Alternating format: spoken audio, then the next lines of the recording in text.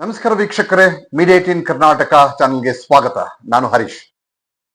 ಕಳೆದ 3 ತಿಂಗಳಾಯ್ತು, 3 ತಿಂಗಳಕ್ಕೂ ಅಧಿಕ ದಿನ ಆಗಿದೆ. ಇವತ್ತಿಗೆ ಬೆಳಗಾವಿಯಲ್ಲಿ ಕನ್ನಡ ಸಂಘಟನೆಗಳು 20ಕ್ಕೂ ಅಧಿಕ ಕನ್ನಡ ಸಂಘಟನೆಗಳು ಇವತ್ತು ಮಹಾನಗರ ಪಾಲಿಕೆ ಎದುರು ಪ್ರತಿಭಟನೆಯನ್ನ ದಿನನಿತ್ಯ ಮಾಡ್ತಾ ಇದ್ದಾರೆ. ಯಾಕೆ ಅಂತ ಕಾರಣ ಕೇಳಬಹುದು ನೀವು. ಕಾರಣ ಕೇಳಿದ್ರೆ ನಿಮ್ಗೆ ಆಶ್ಚರ್ಯ ಆಗತ್ತೆ. ಕರ್ನಾಟಕದಲ್ಲಿದ್ದುಕೊಂಡು ಕನ್ನಡ ಸಂಘಟನೆಗಳು ಇವತ್ತು ಪಾಲಿಕೆ ಎದುರು ಕೂತ್ಕೊಂಡು ಈ ವಿಚಾರಕ್ಕೆ ಪ್ರತಿಭಟನೆ ಮಾಡ್ಬೇಕಾ? ಇಷ್ಟು ಒತ್ತಾಯ ಮಾಡ್ಬೇಕಾ ನಾವು? ಅದು ಕರ್ನಾಟಕದಲ್ಲಿ ಇದ್ಕೊಂಡು ಏನ್ ಗೊತ್ತಾ ವಿಚಾರ?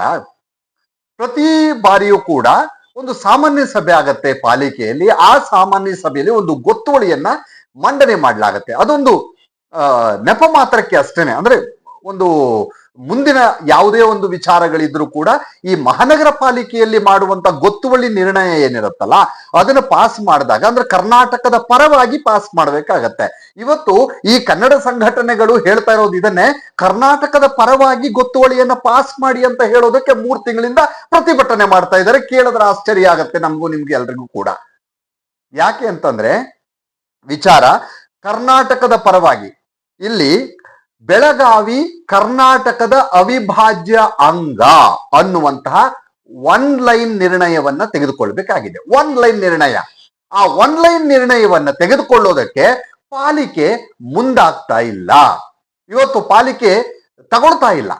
3 ತಿಂಗಳಾಯ್ತು, ಹಂಗೆ ಬ್ಯಾಲೆನ್ಸ್ ಇಟ್ಟಿದೆ. ಕರ್ನಾಟಕದಲ್ಲಿ ಇದ್ಕೊಂಡು ಕರ್ನಾಟಕ ಸರ್ಕಾರದ ಪರವಾಗಿ ಅಥವಾ ಕನ್ನಡಿಗರ ಪರವಾಗಿ ಬೆಳಗಾವಿ ಕರ್ನಾಟಕದ ಅವಿಭಾಜ್ಯ ಅಂಗ ಅನ್ನುವಂತಹ 1 ಲೈನ್ ನಿರ್ಣಯವನ್ನ ಅಂಗೀಕಾರ ಮಾಡೋದಕ್ಕೆ ಪಾಲಿಕೆಗೆ ಯಾಕೆ? ಹಾಗಾದ್ರೆ ಬೇರೆ ಯಾರಾದ್ರೂ ಇದಾರ ಅಲ್ಲಿ ಅಂತ ನಿಮ್ಗೆ ಪ್ರಶ್ನೆ ಬರಬಹುದು. ಖಂಡಿತ ಇಲ್ಲ. ಯಾಕೆ ಅಲ್ಲಿ ಈಗ ಬಹುಮತ ಸಾಧಿಸಿರುವಂತದ್ದು ಯಾವ ಪಕ್ಷ ಗೊತ್ತಾ? ಬಿಜೆಪಿಯ 35 ಜನ ಸದಸ್ಯರಿದ್ದಾರೆ ಪಾಲಿಕೆಯಲ್ಲಿ. ಆಯ್ತಾ? ನಾನೊಂದು ಪಾಲಿಕೆಯ ಸದಸ್ಯರ ಸಂಖ್ಯೆ ನಿಮ್ಗೆ ಹೇಳ್ಬಿಡ್ತೀನಿ. ಅಲ್ಲಿ ಬಿಜೆಪಿಯ ಒಟ್ಟು 58 ಪಾಲಿಕೆ ಸದಸ್ಯರ ಸಂಖ್ಯೆ ಇದೆ. ಮಹಾನಗರ ಪಾಲಿಕೆಯಲ್ಲಿ 58 ಸದಸ್ಯ ಬಲ ಇದೆ. ಅದರಲ್ಲಿ 35 ಬಿಜೆಪಿ ಬಲ ಇದೆ. ಅಂದ್ರೆ ಸ್ಪಷ್ಟ ಬಹುಮತ ಇದೆ. ಆಡಳಿತ ಅವರದ್ದೇ, ಬಿಜೆಪಿ ಇದೆ ಮಹಾನಗರ ಪಾಲಿಕೆಯಲ್ಲಿ. 10 ಕಾಂಗ್ರೆಸ್ ಇದೆ. ಕಾಂಗ್ರೆಸ್ನ 10 ಜನ ಸದಸ್ಯರಿದ್ದಾರೆ. MES ಮಹಾರಾಷ್ಟ್ರ ಏಕೀಕರಣ ಸಮಿತಿ ಏನಿದೆ MES, ಅಲ್ಲಿ 7 ಜನ ಸದಸ್ಯರು. ಅವರೆಲ್ಲರೂ ಕೂಡ ಇಂಡಿಪೆಂಡೆಂಟ್ ಆಗಿ, ಅಂದ್ರೆ ಅವರೆಲ್ಲ ಇಂಡಿಪೆಂಡೆಂಟ್ ಆಗಿ ನಿಂತ್ಕೊಂಡು ಗೆದ್ದಂಥವ್ರು 7 ಜನ ಕೂಡ. ಆಮೇಲೆ ಇತರೆ ಪಕ್ಷದವರಿದ್ದಾರೆ. ಅಲ್ಲಿ ಇನ್ನೊಂದಿದೆ AIMIM ಪಕ್ಷ ಏನಿದೆಯಲ್ಲ, ಅವರು ಒಬ್ಬರು ಸದಸ್ಯರಿದ್ದಾರೆ. ಮತ್ತೆ 5 ಜನ ಪಕ್ಷೇತರ ಸದಸ್ಯರಿದ್ದಾರೆ. ಈ MES ಬಿಟ್ಟು 5 ಜನ ಪಕ್ಷೇತರ ಸದಸ್ಯರು ಕೂಡ ಇದ್ದಾರೆ. ಸ್ಪಷ್ಟ ಬಹುಮತ ಇದ್ರೂ ಕೂಡ ಪಾಲಿಕೆಯಲ್ಲಿ ಅಂಗೀಕಾರ ಮಾಡೋದಕ್ಕೆ, ಬೆಳಗಾವಿ ಕರ್ನಾಟಕದ ಅವಿಭಾಜ್ಯ ಅಂಗ ಅಂತ ಹೇಳಿ ಅಂಗೀಕಾರ ಮಾಡೋದಕ್ಕೆ ಹಿಂಜರಿತಾ ಇದ್ದಾರೆ. ಕಾರಣ ಹೇಳ್ತಾ ಇದ್ದಾರೆ. ಕಾರಣ ಏನ್ ಗೊತ್ತಾ? ಮೇಯರ್ ಇಲ್ಲ, ಈ ಸಬ್ಜೆಕ್ಟು ಸುಪ್ರೀಂ ಕೋರ್ಟ್ ಅಲ್ಲಿ ಇದೆ, ಹಾಗಾಗಿ ನಾವು ಮಾಡಕ್ ಬರಲ್ಲ ಅಂತ ಹೇಳಿ ಮಾಡ್ತಾ ಇದ್ದಾರೆ. ಆಶ್ಚರ್ಯ ಆಗತ್ತೆ ನಿಮ್ಮೆಲ್ಲರಿಗೂ ಕೂಡ. ಕೊನೆಗೆ ಏನ್ ಮಾಡಿದ್ರು ಗೊತ್ತಾ? ಇದನ್ನೆಲ್ಲ ಆದ ನಂತರ ಏನ್ ಮಾಡಿದ್ರು ಅಂತಂದ್ರೆ, ಇದು ಕಾರಣ ಒಂದು ನೆಪ ಹಾಕ್ಬಿಟ್ಟು ಅಂಗೀಕಾರ ಮಾಡಲಿಲ್ಲ, ನಿರ್ಣಯ ಮಾಡಲಿಲ್ಲ. ಅಲ್ಲಿಗೆ ನಿಲ್ಸ್ಬಿಟ್ರ ನಿರ್ಣಯವನ್ನ ಅರ್ಧಕ್ಕೆ. ಇದು ಸುಪ್ರೀಂ ಕೋರ್ಟ್ ಅಲ್ಲಿ ಇದೆ. ಹಾಗಾಗಿ ಇದನ್ನ ಯುಡಿ ಅಂತಂದ್ರೆ ನಿಮ್ಮ ನಗರಾಭಿವೃದ್ಧಿ ಇಲಾಖೆಗೆ ಬರುತ್ತೆ. ನಗರಾಭಿವೃದ್ಧಿ ಇಲಾಖೆಯ ಕಾನೂನು ಸಲಹೆಗೆ ಇದನ್ನ ಕಳಿಸ್ಕೊಟ್ಬಿಡ್ತಾರೆ, ಕೈ ತೊಳ್ಕೊಳ್ತಾರೆ. ಅಲ್ಲಿಗೆ ಕಾನೂನು ಸಲಹೆಗೆ, ನಮ್ಗೆ ಕಾನೂನು ಸಲಹೆ ಬೇಕಾಗಿದೆ, ನಗರಾಭಿವೃದ್ಧಿ ಇಲಾಖೆಯ ಕಾನೂನು ಸಲಹೆ ವಿಭಾಗಕ್ಕೆ ಕಳಿಸ್ಕೊಟ್ಬಿಡ್ತಾರೆ. ನಮ್ ಕಾನೂನು ಸಲಹೆ ಕೊಡಿ, ಇದ್ರ ಬಗ್ಗೆ ನಾವು ನಿರ್ಣಯ ತೆಗೆದುಕೊಳ್ಳಕ್ಕೆ ಆಗ್ತಾ ಇಲ್ಲ ಅಂತ ಹೇಳಿ. ನಗು ಬರುತ್ತೆ ನಮ್ಗೆ. ಯಾಕಂದ್ರೆ ಕನ್ನಡಿಗರಾಗಿ, ಅದರಲ್ಲೂ ಕೂಡ ಪಕ್ಕ ಬಿಜೆಪಿಯ 35 ಜನ ಸದಸ್ಯರಿದ್ರು, ಕಾಂಗ್ರೆಸ್ನ 10 ಜನ ಇದ್ರು, ಒಟ್ಟು 45 ಆದ್ರೂ ಇವರೆಲ್ಲ ಕನ್ನಡಿಗರೇ. MES ಬಿಟ್ಬಿಡಿ, ಅವರೆಲ್ಲ ಮಹಾರಾಷ್ಟ್ರ ಕಡೆ ಅಂತ ಅನ್ಕೋಬಹುದು, ನಾವು ಮರಾಠಿ ಪರವಾಗಿ ಅಂತ ಅನ್ಕೋಬಹುದು. 7 ಜನ ಅವ್ರನ್ನ ಬಿಟ್ಟರು ಕೂಡ ಇಲ್ಲಿ 45 ಜನ ಒಟ್ಟು ಸೇರ್ಕೊಂಡು ಕರ್ನಾಟಕ ಪರವಾಗಿ ನಿರ್ಣಯ ಪಾಸ್ ಮಾಡ್ಕೊಳಕ್ ಆಗ್ತಿಲ್ಲ ಅಂದ್ರೆ ನಗು ಬರುತ್ತೆ. ಯಾಕೆ ನಗು ಬರುತ್ತೆ ಅಂತ ಹೇಳ್ತೀನಿ. ಯಾಕೆ ಇಲ್ಲಿವರೆಗೆ ಹೀಗಾಯ್ತು ಇದನ್ನ ಕಂಪ್ಲೀಟ್ ಮಾಡ್ಬಿಡ್ತೀನಿ, ಆಮೇಲೆ ಯಾಕೆ ಹೀಗಾಯ್ತು ಅಂತ ಹೇಳ್ತೀನಿ. ಈಗ ಏನ್ ಮಾಡಿದೆ, ಕನ್ನಡ ಪರ ಸಂಘಟನೆಗಳೆಲ್ಲ ಕೂಡ CM ಕಚೇರಿಗೆ ಒಂದು ದೂರನ್ನ ಕೂಡ ಕೊಟ್ಟಿದ್ದಾರೆ ಎಲ್ರು.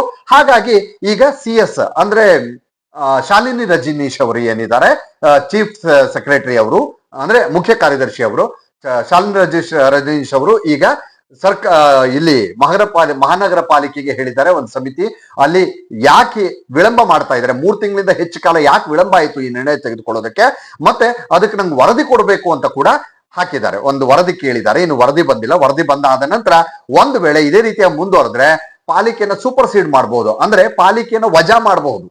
ಯಾವ ಸದಸ್ಯರು ಇರಲ್ಲ, ಆ ರೀತಿ ವಜಾ ಮಾಡೋದಕ್ಕೂ ಸಾಧ್ಯತೆ ಇದೆ. ಹಿಂದೆ ಕೂಡ ಒಂದ್ಸಲ ವಜಾ ಆಗಿತ್ತು 2005ರಲ್ಲಿ.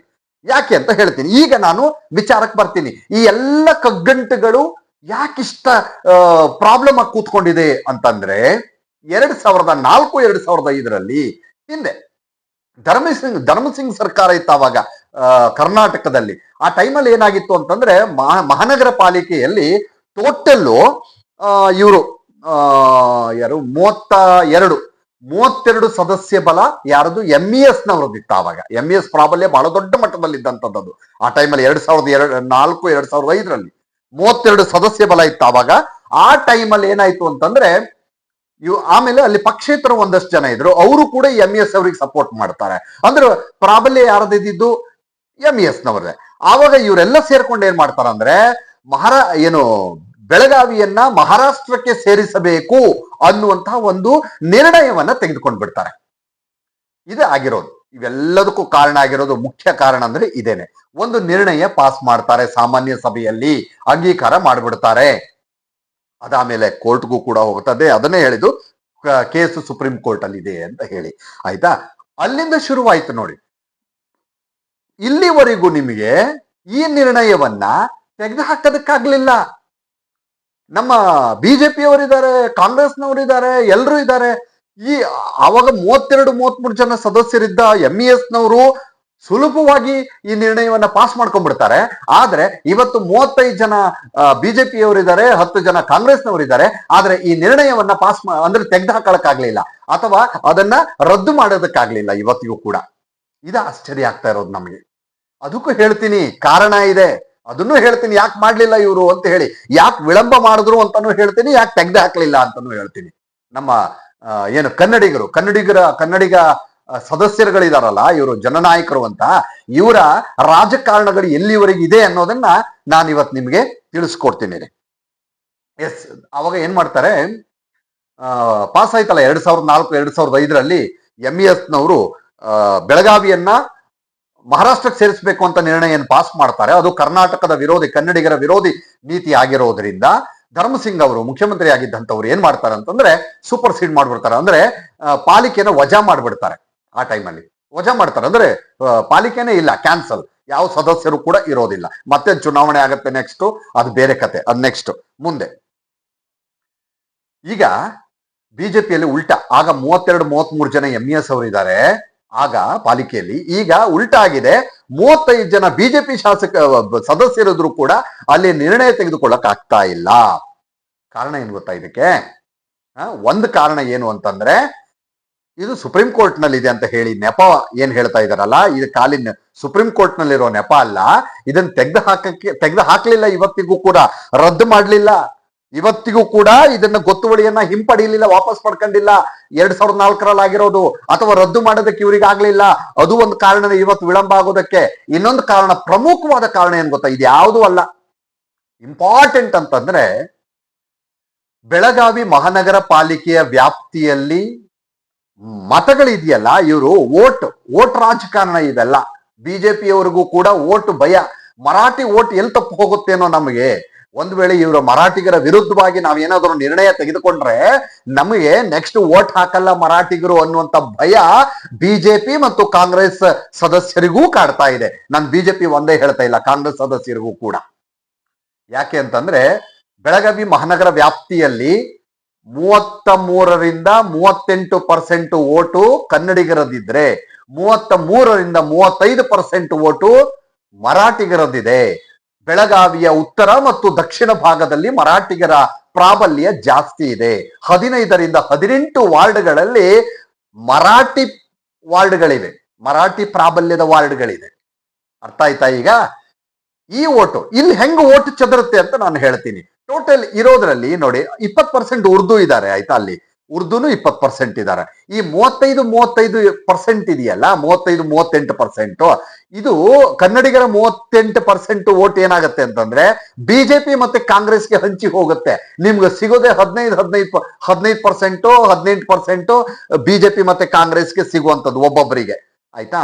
ಆದ್ರೆ ಈ 33ರಿಂದ 35% ವೋಟ್ ಇದೆಯಲ್ಲ MES ಇದು ಎಲ್ಲೂ ಚದರಿ ಹೋಗಲ್ಲ. ಇದು ಸೀದಾ ಹೋಗೋದೇ ಎಲ್ಲಿಗೆ ಅಂತಂದ್ರೆ MESಗೆ, ಎಲ್ಲೂ ಚದರಿ ಹೋಗಲ್ಲ ಇದು. ಯಾಕಂದ್ರೆ ಅವಾಗ ಈ ಹಂಚಿ ಹೋಗಿರೋದು ಮತ್ತೆ ಇವರಿಗೆ ಸೇರಿರುವಂತ ವೋಟ್ ನೋಡಿದ್ರೆ 35% ಜಾಸ್ತಿ ಆಗತ್ತೆ. MESಗೆ ಬರುವ ವೋಟೇ ಜಾಸ್ತಿ ಆಗತ್ತೆ ಅಲ್ಲಿ. ಇದನ್ನ ಅದಕ್ಕೋಸ್ಕರ ಆ MES ವೋಟ್ ಅನ್ನ ಪಡ್ಕೊಳ್ಳೋದಕ್ಕೋಸ್ಕರ ಬಿಜೆಪಿ ಮತ್ತು ಕಾಂಗ್ರೆಸ್ನವರು ತಮ್ಮ ಪ್ರಾಬಲ್ಯ ಅಂದ್ರೆ ತಮ್ಮ ವೋಟ್ ಕಮ್ಮಿ ಆಗತ್ತೆ, ಕನ್ನಡಿಗರು ವೋಟ್ ಕಮ್ಮಿ ಆಗತ್ತೆ ಅಂತ ಹೇಳಿ ಮರಾಠಿಗರು ವೋಟ್ ಅನ್ನು ಸೆಳೆಯುವ ನಿಟ್ಟಿನಲ್ಲಿ ಮರಾಠಿಗರಿಗೆ ಏನು ಹೇಳಲ್ಲ, ಈ ನಿರ್ಣಯನೂ ವಾಪಸ್ ತಗೊಳ್ಳಲ್ಲ. ಇದೇ ಆಗಿರೋದು. ವೋಟ್ ಹೋಗುತ್ತೆ, ವೋಟ್ ರಾಜಕಾರಣ ಇದು. ಇದಕ್ಕೆ ಇವತ್ತಿಷ್ಟು ಕಷ್ಟ ಆಗಿರೋದು. ಕನ್ನಡಿಗರ ಮೇಲೆ ಪ್ರಾಬಲ್ಯ ಮೆರಿತಾ ಇರುವಂತದ್ದು MESನವರು. MES ಪುಂಡಾಟ ಅಂತೀವಿ ನಾವು. ಯಾರನ್ನ ಬೆಳೆಯಕ್ ಬಿಟ್ಟವ್ರು ಯಾರು? ಇದನ್ನು MESನವ್ರನ್ನ, ಮರಾಠಿಗರನ್ನ ಈ ಮಟ್ಟಕ್ಕೆ ಬೆಳೆಯೋಕ್ ಬಿಟ್ಟವರು ಯಾರು?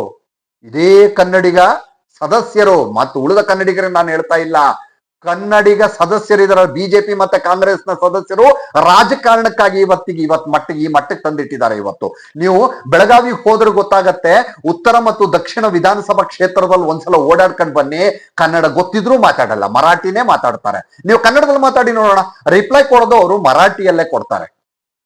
ಕನ್ನಡ ಗೊತ್ತಿದ್ರೂ ಕನ್ನಡ ಮಾತಾಡಲ್ಲ. ಇದು ಆಗಿರೋದು. ಓಕೆ, ಇವತ್ತು ಇದನ್ನ ಸೂಪರ್ ಸೀಡ್ ಮಾಡ್ತಾರೋ ಏನೋ ಗೊತ್ತಿಲ್ಲ. ಯಾಕೆ ವಿಳಂಬ ಅಂತ CS ಕೇಳಿದ್ದಾರೆ ಇವತ್ತು, ಏನು ಚೀಫ್ ಸೆಕ್ರೆಟರಿ ಕೇಳಿದ್ದಾರೆ ಏನಾಗಿದೆ ಇವತ್ತು ಅಂತ ಹೇಳಿ. ಇನ್ನಾದ್ರೂ ಈ ಮತ ಬ್ಯಾಂಕ್ ಅನ್ನ ಬಿಟ್ಟು ಕನ್ನಡಿಗರಿಗೋಸ್ಕರ ಇದ್ರೆ, ವೋಟ್ ಬರ್ಲಿಲ್ಲ ಅಂದ್ರೂ ಹೋಯ್ತು ಬಿಡ್ರಿ, ತೊಂದರೆ ಇಲ್ಲ. ಕನ್ನಡಿಗರಿಗೋಸ್ಕರ ಹೋರಾಡ್ಬೇಕು. ಕನ್ನಡಿಗರ ಅದಕ್ಕೋಸ್ಕರನೇ ಹೇಳೋದು, ಅಟ್ಲೀಸ್ಟ್ ಯಾರು ಅಲ್ಲಿ ಕನ್ನಡದ ಪರವಾಗಿ ಹೋರಾಟ ಮಾಡುವಂತವ್ರನ್ನ ನಿಂತ್ಕೊಂಡು ಗೆಲ್ಬೇಕಲ್ಲಿ, ಅಂಥವ್ರಿಗೆ ಓಟ್ ಹಾಕ್ಬೇಕು. ಆವಾಗ್ಲಾದ್ರೂ ಸ್ವಲ್ಪ ಬೆಳಗಾವಿಯಲ್ಲಿ ಚೇಂಜಸ್ ಕಾಣಬಹುದೇನೋ, ಇಲ್ಲಾಂದ್ರೆ ಖಂಡಿತ ಸಾಧ್ಯ ಇಲ್ಲ. ಬಹಳ ಕಷ್ಟ ಇದೆ. ಕೇವಲ ನಾನು ಮಹಾನಗರ ಪಾಲಿಕೆ ವ್ಯಾಪ್ತಿ ಮಾತ್ರ ಅಲ್ಲ, ಅಲ್ಲಿರುವಂತಹ ಶಾಸಕರುಗಳು ಅಷ್ಟೇ, ಸಂಸದರುಗಳು ಅಷ್ಟೇ ಮರಾಠಿ. ನೀವು ಹೋಗಿ ನೋಡಿ, ಕೆಲವು ಶಾಸಕರುಗಳಿದ್ದಾರೆ, ಅವರು ಮರಾಠಿಯಲ್ಲೇ ಭಾಷಣ ಮಾಡ್ತಾರೆ. ನೀವು ಕೇಳಿರ್ಬೋದು, ಮೊನ್ನೆ ಶಶಿಕಲಾ ಜೊಲ್ಲೆ ಅವ್ರು ಮಾತಾಡ್ತಾ ಇದ್ರೆ ಕೇಳಿರ್ಬೋದು ನೀವು, ಆಯ್ತಾ. ಆಮೇಲೆ ಇವರು ಯಾರು ಗ್ರಾಮೀಣ ಭಾಗದ ಶಾಸಕಿ ಲಕ್ಷ್ಮೀ ಹೆಬ್ಬಾಳ್ಕರ್ ಅವರು, ಆಯ್ತಾ. ಆಮೇಲೆ ಫಿರೋಜ್ ಸೇಠ್ ಈ ಕಡೆ, ಇವರೆಲ್ಲರೂ ಕೂಡ ದಕ್ಷಿಣ ಮತ್ತು ಉತ್ತರ ಭಾಗದಲ್ಲಿರುವಂತಹ ಶಾಸಕರುಗಳು ಕೂಡ ಅಷ್ಟೇ, ಅವರು ಮರಾಠಿಗರನ್ನೇ ಹೆಚ್ಚಾಗಿ ಓಲೈಸಿಕೊಳ್ಳುವಂಥದ್ದು. ಯಾಕಂದ್ರೆ ಅವ್ರು ನಾಯಕರಾಗ್ಬೇಕು, ಬೇರೆಯವ್ರು ಏನಾರು ಆಗ್ಲಿ ತೊಂದರೆ ಇಲ್ಲ, ನಾನು ನಾಳೆ ಶಾಸಕನಾಗ್ಬೇಕು, ನನಗೂ ಅಧಿಕಾರ ಬೇಕು ಅನ್ನೋ ಕಾರಣಕ್ಕೆ ಅವರು ಮರಾಠಿಗರನ್ನೇ ಓಲೈಸ್ತಾರೆ, ಬಿಟ್ರೆ ಕನ್ನಡಿಗರನ್ನಲ್ಲ. ನೆಪ ಮಾತ್ರಕ್ಕೆ ಅವರ ಕರ್ನಾಟಕದಲ್ಲಿ ಶಾಸಕರು ಮತ್ತು ಸದಸ್ಯರು ಅಷ್ಟೇನೆ, ಆದರೆ ಅವರು ಕನ್ನಡಿಗರಲ್ಲ. ಇವ್ರು ಯಾವ ಶಾಸಕರು ಕನ್ನಡಿಗರಲ್ಲದ ರೀತಿಯಲ್ಲೇ ನಡ್ಕೊಳ್ತಾ ಇದ್ದಾರೆ. ಇನ್ನಾದ್ರೂ ಕೂಡ ಇವರಿಗೆ ಜನ ಬುದ್ಧಿ ಕಲಿಸ್ಬೇಕು. ಬೆಳಗಾವಿ ಸಂಪೂರ್ಣವಾಗಿ ಏನು ಕರ್ನಾಟಕದ್ದೇ ಅನ್ನೋದ್ರಲ್ಲಿ ಯಾವ ಸಂಶಯ ಇಲ್ಲ, ಅದನ್ನ ಹೇಳಲೇಬೇಕಾಗಿಲ್ಲ. ಯಾರಾದ್ರೂ ಕಿತ್ಕೊಳಕ್ ಬಂದ್ರೆ ಬೆಳಗಾವಿಯನ್ನ ಖಂಡಿತ ಮುಂದಿನ ದಿನಗಳಲ್ಲಿ ಸರಿ ಇರಲ್ಲ. ಯಾಕಂದ್ರೆ ಆಲೋಚನೆ ಮಾಡ್ಬೇಕಾಗತ್ತೆ, ಯಾವ ಲೆಕ್ಕಾಚಾರ ಇಟ್ಕೊಂಡು ಇವತ್ತು ಬೆಳಗಾವಿನ ಮಹಾರಾಷ್ಟ್ರ ಕೇಳ್ತಾ ಇದೆ ಅನ್ನೋದು ಅರ್ಥ ಆಗ್ತಾ ಇದೆ. ಅದನ್ನೆಲ್ಲ ಮಾತಾಡಕ್ ಹೋದ್ರೆ ಇನ್ನೊಂದು ಎಪಿಸೋಡ್ ಆಗತ್ತೆ, ಇನ್ನೊಂದ್ಸಲ ಮಾತಾಡೋಣ ಅದನ್ನ. ಆದ್ರೆ ಬೆಳಗಾವಿ ಮಹಾನಗರ ಪಾಲಿಕೆಯಲ್ಲಿ ಇನ್ನಾದ್ರೂ ಚೇಂಜಸ್ಗಳ ಆಗ್ಬೇಕಾಗತ್ತೆ. Thank you.